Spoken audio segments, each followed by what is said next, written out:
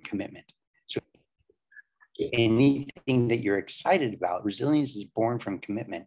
So anything that you're excited about is, and that you pursue and follow, is something that would significantly benefit the experiences that you have of your life and the way you relate with other people. So for me, I always had a mom that consistently said to my sister and I, Can't doesn't live here. Can't never did a thing. You know, keep trying. Don't quit. In fact, one quick story to demonstrate that: when I would be 9 and 10 years old, I would get myself dressed in my little leg braces, and I'd pull on my little pants and my little socks and shoes and pull on my little shirt. And I would call my mom, "Okay, Mom, I'm ready for you to come button and zip me and help me get tucked in." And she would yell back, "Okay, I'm busy. You keep trying." And trying is a massive component of resilience. And I would say, "Okay." And I would like lay down on the floor and roll left and right and try to get the leverage that I needed on my weak little arms to get my shirt tucked in. And, you know, I would then once I get sort of tucked in, then I would try to get the leverage on my zipper. My mom would put these rings on the end of my zipper so that I could stick my finger through the ring. And, you know, I'd again roll left and right just to get the right leverage to pull my pants down and pull the zipper up simultaneously, and it's not my little pants. And so I would fight and struggle for like 10 minutes. Meantime, while I'm fighting and struggling, my mom is sitting in her bedroom crying because she wanted to come and help. But she knew that if she came to help me in these tough times, that I would become dependent instead of working on becoming independent. I was only expected to live until I was 7. And because I'd already turned 2 or 3 years older than that, my mom thought, if this kid's going to live, let's make sure that he has the best possible life. So by teaching me to keep trying and praising me for trying and not for doing a good job necessarily, and for challenging me to find a way even when I didn't believe that I could, she taught me resilience. And so, you know, if we could look at nature versus nurture, neuroscience demonstrates that nurture outweighs nature in the progress and the growth of the human brain.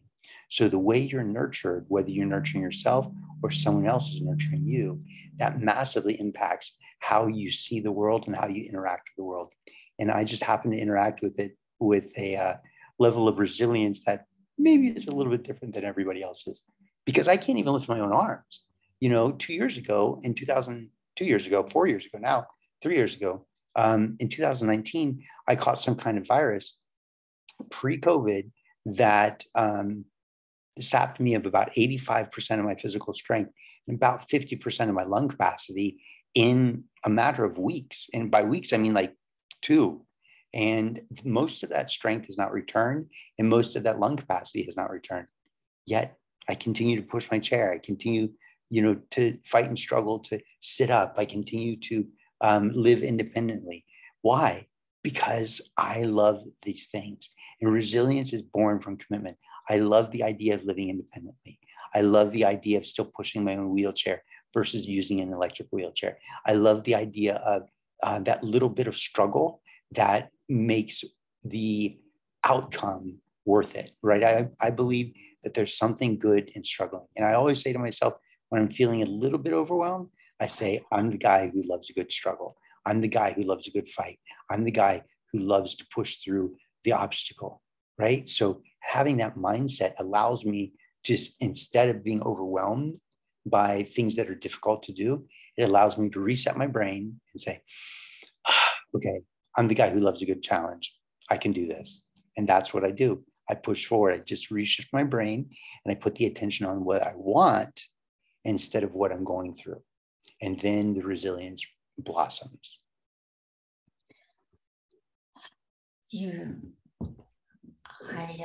I have a bit lost for words, to be honest, when sharing that story. I took down a few words that you say. I don't know whether the people joining us is aware of your disability. I know you show me your bio and some of the things that you have said is like sailing outdoors, skydiving. I was like, I don't even know skydiving. How does he do skydiving? And sailing, sorry, I can't do sailing. I was like, mountain climbing. I was like, I can't do mountain climbing. Hiking, I'm No, I don't think I'm fixed enough to do skiing. I can't ski. Water skiing. Oh no. So like, how did he do that when I can't do anything? Okay, that's beside the point. I'm mumbling on, but I don't know. I was very, very moved, to be very honest. And a lot of the word, it hit me very strong. You say things like trying is massive resilient. Yeah. And, Yeah. yes. It's a massive component of resilience. Yeah. And when you gave the example when you're little and your mom is like, yeah, keep on trying. I was like, your mom is amazing because I'm a mom. And I think if anybody who's seen the recording and hear us, and as a mom or parents, not even just as mom, even dad, as parents, we want to do anything and everything we can for our children. And knowing our child is struggling, the first reaction is, how could do this, do everything for you, especially mom. And viewers are, let them grow up, but your mom is able to kind of stand back and let you build that resiliency, which is, I think of word independence as well. Yeah. And you say that nurturing, and nurturing is not only from somebody, which is our caretaker. We can nurture ourselves. And I was like, God. I need to say all this. Resilient. Yes. I think that is such amazing thing. Nurturing is not only from people who look after us, but we can nurture ourselves. Yeah. And resilient from the commitment is about that love for life. It's not about just doing but one thing, and that mindset is so powerful, and you really have moved me, I have to say. Thank you, Aries. I wanted to I don't know, I feel there's a lot of that resiliency, and I feel there's a lot of the authenticity that is that you really embrace who you are, you accept who you are, you recognize who you are.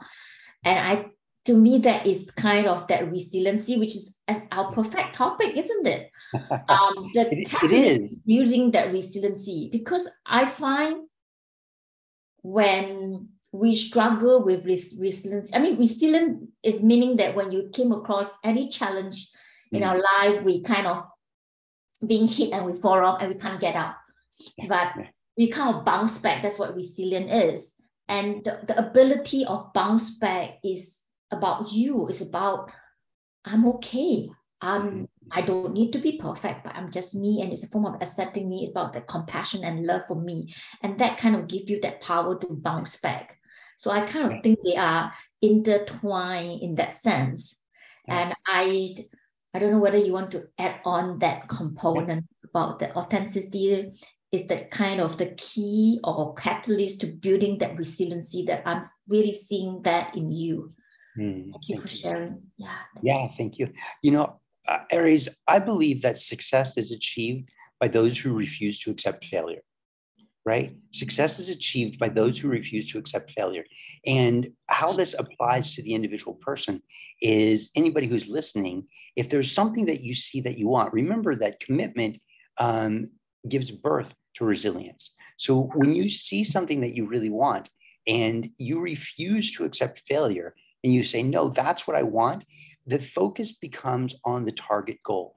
The focus becomes on the action or the event or the thing that you want to experience or claim or acquire.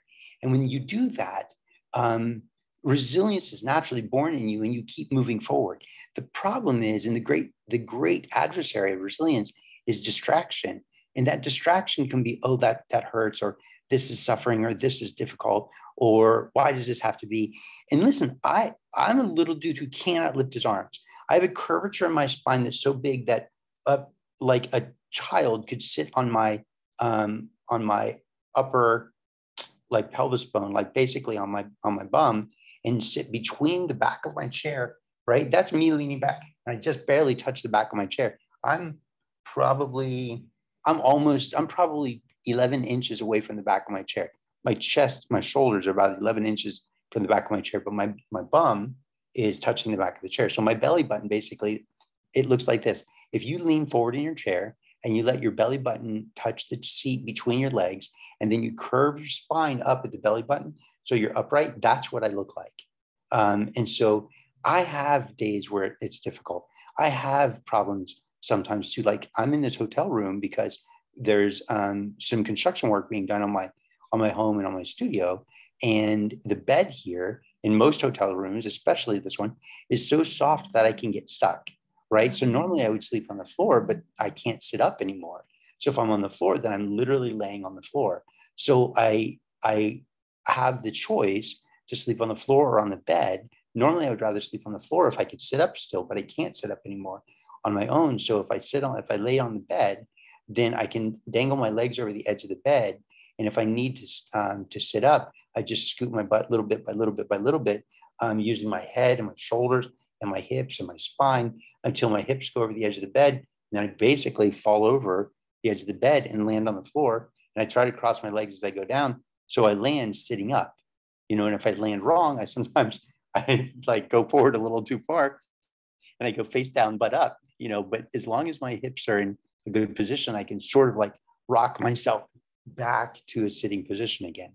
So I struggle too, right? I struggle too, but I refuse to accept failure. I don't know how I'm going to do something sometimes, but I know that because this is what I want, I'm going to figure it out. And this is applicable for anybody and everybody. You can either accept the conditions that you're in, or you can say, nope, how do I find a new way around this?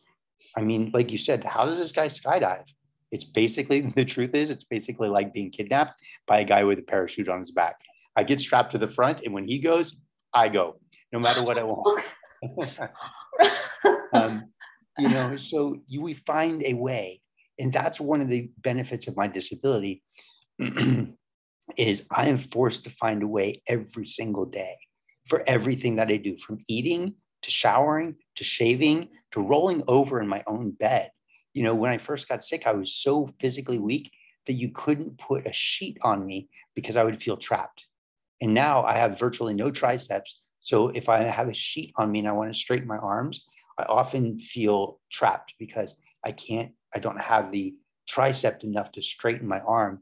So I feel trapped. I can wiggle on and roll over a little bit now and sort of eventually get my arm straight. But I wake up multiple times in the night, all night long, because every single time I need to move, I have to wake up and enact my whole body to move me, and that's just the way it is. I can either be sad about that, or I can be gleeful and excited that I'm still alive. I want to live another 100 years. I want to live another 100 years. And some of my friends say, are you kidding? I want to be dead by 70. That's crazy. And I'm like, I don't want to even hear that, because I love life and there are things that I want to get out of life. And I want everybody who's listening to find the same passion and the same excitement, and the same enthusiasm for something in their life, even if it's just their partner, even if it's just painting, even if it's hiking, if it's starting and forming businesses, if it's leading the best possible team in your industry. It doesn't matter to me. What matters is that you find the thing that excites you and drives you and motivates you to keep moving forward despite adversity. I have to say that a lot of things we have because when we are born complete, in a sense, physically, yes. We have taken a lot of things for granted. And I would have to say that I think for me, it's unimaginable, that struggle just to go to bed, get out of bed, and I have to whatever, I think I'm really having a headache by doing all this. So I think one would come to mind: gratitude, be thankful for whatever I have now, whatever I am now. But I would want to bring this conversation a little bit back into, we talk a little bit about leadership, and we also recognize that, personally, we all have challenges, but when we work in an organization, there are even more challenges, not just with ourselves, especially with people around us. And as a leader, that authenticity is important, that resilience is important. And I know you work with a lot of corporate leaders as well. And I think it would be good to hear of your view, how we can bring that in actually for leaders. Okay, so one of the most important things within corporate world is the vision. And the problem is the vision gets forgotten by virtually everybody in the company. And the vision is, remember when I said that resilience is born from commitment. Commitment to what? In this particular case, the vision. What is the vision of the company? Are we moving towards that vision? The mission is sort of the how to get there or how we get there. But then within corporations, there's often smaller teams, sales team, for example, right? Or the IT team, for example. So there are individual teams within the corporation. So those individual teams, if they establish a vision themselves that supports the bigger vision of the company, that helps. However, that's still often just the leadership making that decision and telling everybody below them, hey, this is the new vision for our group. It's wonderful and great, but it's not their vision. Okay. And resilience, we often think of as like slogging through and pushing through, even though there's all this adversity and difficulty and struggle, we just keep going. Yes, that is resilience. But I believe that resilience is the energy and effort, the energy and focus. Sorry, I say effort, but I meant focus. I believe that resilience is the energy and focus that we use to maintain a particular state, emotional state, physical state, financial state. It's the energy and focus that we use to maintain a particular state and achieve our goals. Okay. And so we can do that. We can slog through, we can push through and do what we're supposed to do on the job. We can like lead our team to just keep pushing, even though it's difficult, and cheer them on and rah, rah, rah. And that's wonderful, but they're pushing through. So a good leader sits with his client, his employees, identifies their strengths, identifies what it is that they love to do, what they want to do while they're there, and listens to them as a team.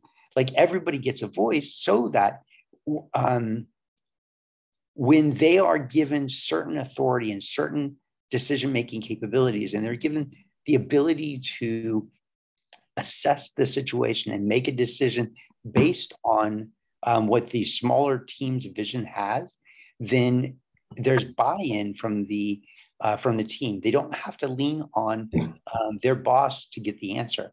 They can say, well, this is our vision, and what I'm doing leads us to that vision. And my boss gives me a certain amount of authority to be able to make these decisions. Now I have power, right? If I'm just an employee and I've got a leader that's telling me what I have to do, sad to say, it's a little bit like being a slave, right? Because I don't feel like I have the same authority, the same choice, the same value, the same buy-in, the same benefit to the team. But if my voice matters and we're collaborating on what the goal is and we're collaborating on how to get there, and you give me certain power to make decisions in the field, meaning like when things are happening, I don't have to say, hold on, let me go ask my boss for permission. No, my boss said, this is our goal. This is what we want. We're all on the same page. Let me make that happen for you, right? If you're talking to a customer, for example. That's part of what happens in IT and in engineering, for example, is they're given this level of freedom and creativity to actually create this end goal. And so that's one of the exciting things about engineering, for example, is they're basically artists, but they're rarely seen as artists, but they're group artists that they come together and share their ideas and create together. And then they implement, they build a piece of technology. Often they build a piece of technology that is their end artwork. It's not just like one person with a paintbrush like me, it's a group that has an end result. So resilience occurs. We often think, again, let me come back to this to wrap up. We often think that resilience is slogging through, but resilience and willpower are finite energies. They will become exhausted, or they will exhaust. However, if you're smart enough to go, hey, how do we remove the resistance? How do we let go of the resistance so that we can get more done? And then when we do come across something that requires a little bit of resilience, then we've got the energy mustered to be able to go through, because we've got the momentum and the excitement and the joy to drive forward. And so I think that that's incredibly important for us to recognize, that we want to remove the resistance. We want to remove the difficulty. I believe that life is not about having the courage and endurance to push on when things get difficult. And this applies for corporations and corporate leaders. Life and business life is not about having the courage and the endurance to push on when things get difficult. It's about letting go of and releasing everything making it difficult, so that you can continue to move forward towards what it is that you want on a bigger, grander scale and still have energy at the end of the day. It's not about like the end result. It's about the end result and having the energy to be able to do something with that end result. It's about life. I like the one. It's not just the end result, but the end result with that energy. And indeed, we all think about resilience when you bounce back. It's about the endurance. It's all about the courage. But you have really given me the flip side of that is about letting go of the difficulties where you remove the resistance. And well, I'm not seeing any questions from anybody. We have quite a few joining us. Oh, good. You are. I like to put in this angle that, resiliency is also help is being when you're able to let go and remove that resistance, it's kind of being very agile. You can respond quickly. And the resiliency, I think like what you said earlier, is also impact how we think, we feel, we perform, and how we engage our team. And all come from that, the authenticity of that, I'm being open and being honest and holding my integrities, my moral, and I kind of see that kind of link up together. Yeah, absolutely. And I mean, you have the same idea. It's the same principle within business, right? If you're linking resilience to your authenticity, you don't have to do any linking at all, because as long as you are moving honestly towards something that you love and that excites you, you are operating with integrity. Authenticity is like the core of who you are and what you believe in, what you want. Integrity is utilizing that authenticity in your everyday life. Integrity is the application. Integrity is the verb. Authenticity is the noun, right? I love it. So the moment we take that authenticity and we turn it into integrity, we've verbalized it. We've turned it into a verb. We've given it action and momentum. So now we just want to make sure that that integrity is something that still is actually integrity. It's still in alignment with our authenticity, what we really want. The resilience naturally comes. And the problem is that so many people get distracted or defeated by pain, fear, worry, doubt. Let me tell you a quick story. I am a little bit crazy, as you might know. I jump out of planes, indoor skydive, aqua jetpack. I love these crazy. My friends have dropped me over the edge of the Grand Canyon. I love these kinds of things. And so one day, a friend and I decided to harness his dog to the front of my wheelchair. He had 2 Rottweilers, and he has Callie and Oslo. Callie was the little girl. If you can say little when you're talking about a Rottweiler, they're pretty big dogs.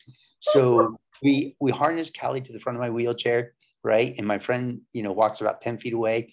And while he's harnessing her, her little tiny thumb of a tail is like wagging. She's so excited that Dad's so close to her, right? And she knows that I'm there, and she keeps looking back at me and doesn't really, care that much about me. She's sweet to me, but she doesn't care that much about me. She's just madly in love with my friend, right? Her owner.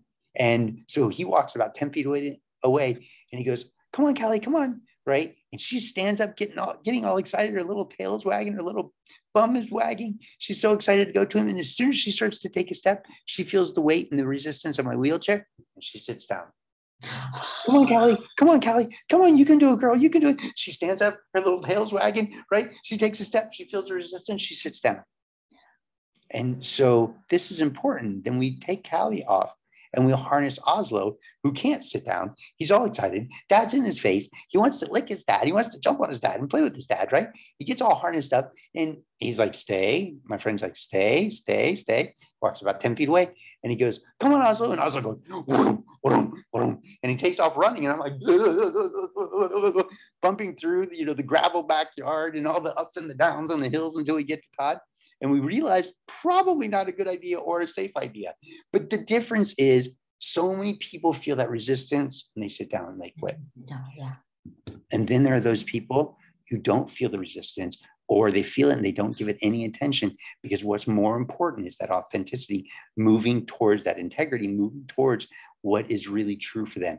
You do this with corporations, you do this with leadership teams.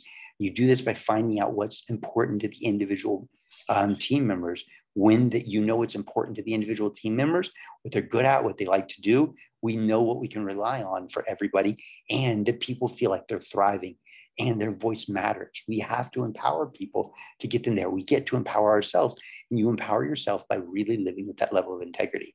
Be Oslo. Get excited and chase down what you want. And cheer you on, because yes. I really agree what you say. Is really coming from that, the energy and the passions. And of course, we all have that resistance, but don't let it pull you back.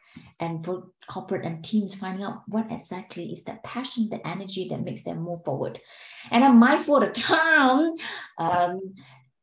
I have one last question to wrap up is, because this series is called Authenticity and Inclusivity. So I want to wrap up a little bit about, when we have the resilience, it's part of the authenticity, the natural result into resilience. Where does inclusivity come in? And I give you 2 minutes. Okay, perfect. No problem. I'm going to start with inclusivity by talking about the word decision. Because if you look at the word decision or the word decide, it comes from decidere, right? Latin, and it means to cut away from. So if we're looking at inclusivity, what we ought to also look at is, what can we cut away that is not necessarily inclusive or beneficial? So we want to be inclusive with the things that are valuable and beneficial, not inclusive with the things that are toxic, right? So you hear one bad apple, ruins the batch of apples or something like that. Within Christianity, they talk about the faith of a mustard seed can move mountains. So if I take that mustard seed, which is super duper tiny, and I shave a little bit of that mustard seed off, right? And I name that little shaving fear, worry, and doubt, and I reconnect it to the mustard seed, I no longer have a mustard seed of faith. I have a mustard seed that now is tainted with fear, worry, and doubt. Why? Because I included the fear, worry, and doubt. So inclusivity is something that you want to do discernfully, right? You want to make sure that you are very intentional about what you're including in your relationships, what you're including in your business, what you're including in the activities that you're doing. Because if you're including the wrong thing, then it is out of integrity for what you may want. And it could cause you to get sick. It could cause you to damage a relationship. It could cause your business to go under. It could cause you to lose some of the best clients you've ever had. It could do all kinds of negative things. Inclusivity is critical to allow our world to move forward, but let's include things in the right place at the right time. One quick example, think about, have you ever been doing a puzzle and you're like, this piece fits here. I know it does. It must fit here. I mean, look at it. It looks like it should fit here. And your mind is trying to tell you that it looks like it fits there. It sort of looks like it fits there, but your mind knows that ultimately it doesn't fit there because that piece isn't sliding into place. You keep building the puzzle, keep building the puzzle, keep building the puzzle. Then you find a place where that piece goes, or you find the actual piece that goes there. And what happens? It slips right into place. Why? Because that's where it's included in the grand scheme of things. That's where it belongs. So inclusivity is about finding where things belong. So if they're put in the wrong space, ooh, sorry, I'm in a hotel, so we've got a dog. Hold on. We have to yes. As inclusivity, right? They're including the animal, which is part of their family. So that's just what works for them. It may not work for others. You get to decide, whoever's listening, every single one of us gets to decide what is inclusive and what gets to be excluded, right? What do we want? And that's based on a decision, deciding, cutting away from what doesn't belong and including the pieces that do. Thank you. That's really interesting about when you come out with the definition it's about deciding what to be included and excluded, especially when we mention authenticity, which is about being integrity and being truth. And the word inclusivity is generally to link with DEI, as in like, we all know we are different, whether it's a gender, is it by race, by culture, by religion, that it does separate us. But we want to come in together to say that we are all equal in terms of human, whether young or old or whatever.